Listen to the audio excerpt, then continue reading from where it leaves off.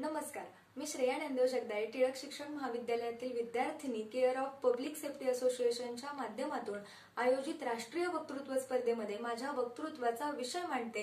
केंद्र व राज्य शासनाकडून राबविल्या जाणाऱ्या विविध शिष्यवृत्ती योजना आणि त्यांची अंमलबजावणी. शिष्यवृत्ती योजना म्हणजे विद्यार्थ्यांना उच्च शिक्षणासाठी आर्थिक मदत देणाऱ्या योजना.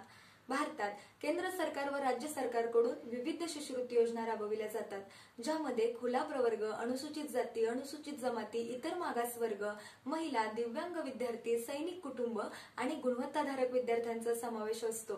गरीब, वंचित, उत्पन्नाचे साधन नसलेल्या निराधार विद्यार्थ्यांना आर्थिक पाठबळ देऊन विद्यार्थ्यांचं भविष्य घडविण्याचं कार्य केंद्र व राज्य शासनाकडून विविध शिष्यवृत्ती योजनांच्या माध्यमातून केलं जात आहे. केंद्र शासनाकडून राबविल्या जाणाऱ्या शिष्यवृत्ती योजनांमध्ये केंद्रीय क्षेत्र शिष्यवृत्ती, अपंग व अल्पसंख्याक विद्यार्थ्यांसाठी माध्यमिक नंतरची शिष्यवृत्ती, प्रधानमंत्री शिष्यवृत्ती योजना, प्रगती व सक्षम शिष्यवृत्ती योजना राबवल्या जातात.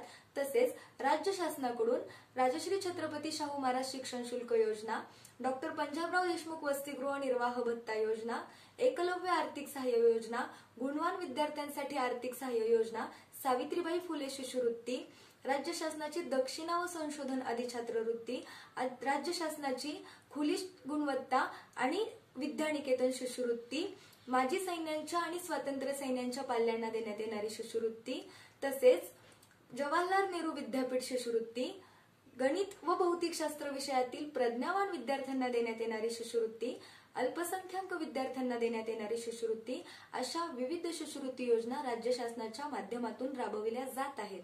राज्य शासनाकडून राबविल्या जाणाऱ्या शिष्यवृत्ती योजनांचा लाभ घेण्यासाठी विद्यार्थी महाडीबीटी संकेतस्थळावर जाऊन अर्ज करू शकतात. तर केंद्र शासनाकडून राबविल्या जाणाऱ्या शिष्यवृत्ती योजनांचा लाभ घेण्यासाठी विद्यार्थी राष्ट्रीय शिष्यवृत्ती पोर्टलवरती जाऊन अर्ज करू शकतात. पोर्टलवरती अर्ज करणे, अर्जाची पोचपावती मिळवणे, प्रक्रियेचं अनुसरण करणे, शिष्यवृत्ती मिळणे या सर्व सेवा एकाच ठिकाणी उपलब्ध आहेत. शिष्यवृत्ती योजनांचा लाभ घेण्यासाठी काही निकष ठरवून दिलेले आहेत. योजनेनिहाय उत्पन्न मर्यादा दिलेली आहे. या सर्व योजनांची अंमलबजावणी विविध शासकीय यंत्रणांद्वारे केली जाते. शिष्यवृत्ती योजना या शिक्षण क्षेत्रातील महत्त्वाचा आधारस्तंभ आहेत. गरीब होतकरू विद्यार्थ्यांना शिष्यवृत्तीच्या माध्यमातून आर्थिक सहाय्य मिळाल्याने विद्यार्थ्यांमध्ये शिक्षणाची आवड निर्माण होत आहे. तसेच विद्यार्थ्यांच्या उपस्थितीमध्ये वाढ होऊन शाळेतील गळती दर कमी होत आहे आणि पर्यायानं बालकामगारांचं प्रमाण कमी होऊन विद्यार्थ्यांमध्ये माझं शिक्षण माझ्या हक्काचं आहे ही भावना निर्माण होत आहे.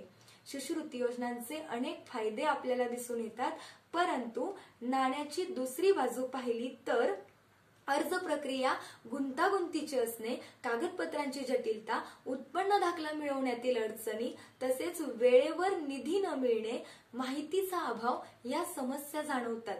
त्याचप्रमाणे शिष्यवृत्ती योजनांचे जे निकष आहेत त्यामध्ये थोडीशी तफावत जाणवते, कारण खुल्या प्रवर्गातील केंद्रीभूत प्रवेश प्रक्रियेद्वारे प्रवेश घेतलेल्या विद्यार्थ्यांनाच शिष्यवृत्ती योजनेचा लाभ घेता येतो, परंतु अनुसूचित जातीचे अल्पसंख्याक विद्यार्थी जे केंद्रीभूत प्रवेश प्रक्रियेद्वारे प्रवेश घेत नाहीत, व्यवस्थापन कोट्यातून प्रवेश घेतात, अशा विद्यार्थ्यांना सुद्धा शिष्यवृत्ती योजनेचा लाभ घेता येतो. यामध्ये संधीच्या समानतेचा अभाव जाणवतो.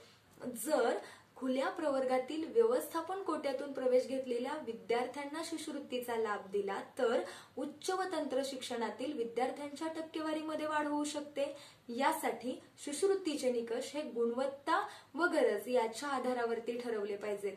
राष्ट्रीय शैक्षणिक धोरण 2020 नुसार 2035 पर्यंत उच्च शिक्षणातील सकल नामांकन अनुपात 50% नेण्याचा सरकारचा मानस आहे, परंतु सध्याचे प्रमाण आज मितीला 28.4% इतकेच आहे. राहिलेल्या 72% काही विद्यार्थी आर्थिक मदत न मिळाल्यामुळे उच्च शिक्षणातून बाहेर पडतायत. शिक्षण हा प्रत्येकाचा मूलभूत हक्क आहे.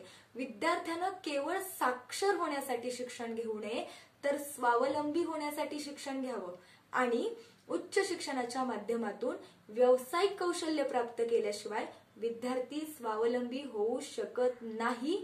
यासाठी उच्च शिक्षण घेणाऱ्या विद्यार्थ्यांचं प्रमाण वाढलं पाहिजे. खंडप्राय असणाऱ्या भारत देशामध्ये लोकसंख्येचं प्रमाण अधिक आहे, यामध्ये गरिबांची संख्या जास्त आहे. विद्यार्थ्यांमध्ये बुद्धिमत्ता असूनही उत्पन्नाचे साधन नसल्यामुळे विद्यार्थी शिक्षणापासून वंचित राहतात. अशा उत्पन्नाचे साधन नसलेल्या निराधार विद्यार्थ्यांना शिष्यवृत्तीच्या माध्यमातून शिक्षणाच्या मुख्य प्रवाहामध्ये आणले पाहिजे. यासाठी शिष्यवृत्तीच्या कक्षेत येणाऱ्या विद्यार्थ्यांची संख्या वाढवली पाहिजे. शिष्यवृत्ती योजनांची जाहिरात प्रसार माध्यमे, मुद्रित माध्यमे, सामाजिक माध्यमांद्वारे प्रभावीपणे केली जावी. शिष्यवृत्ती योजना आपल्यावरील बोजा नसून देशाच्या मनुष्यबळ विकासाची संधी आहे, ही भूमिका व्यवस्थापन समितीची, शासकीय व्यवस्थापन समितीची असायला हवी. शिष्यवृत्ती योजनांचा लाभ घेण्यासाठी विद्यार्थ्यांना निर्माण होणाऱ्या समस्यांवर उपाययोजना केल्या जाव्यात. जटिल कागदपत्रांची गरज कमी करावी. शिष्यवृत्ती योजनांचा प्रभाव तपासण्यासाठी नियमित सर्वेक्षण आणि प्रतिक्रिया यंत्रणा राबवावी. मातीतील छोट्या रोपट्यापासून ते उद्यानातील गुलाबापर्यंत प्रत्येकाला उमलायचं असतं. शिष्यवृत्ती योजना या कळ्यांना उमलण्यासाठी दिलेला मृदू स्पर्श आणि प्रकाश किरण आहेत. जर शिष्यवृत्तीच्या माध्यमातून शिक्षण प्रत्येकाच्या दारी पोचलं तर भारत देश ज्ञान, विज्ञान आणि संस्कृतीच्या बळावरती नक्कीच महासत्ता होऊ शकतो. धन्यवाद.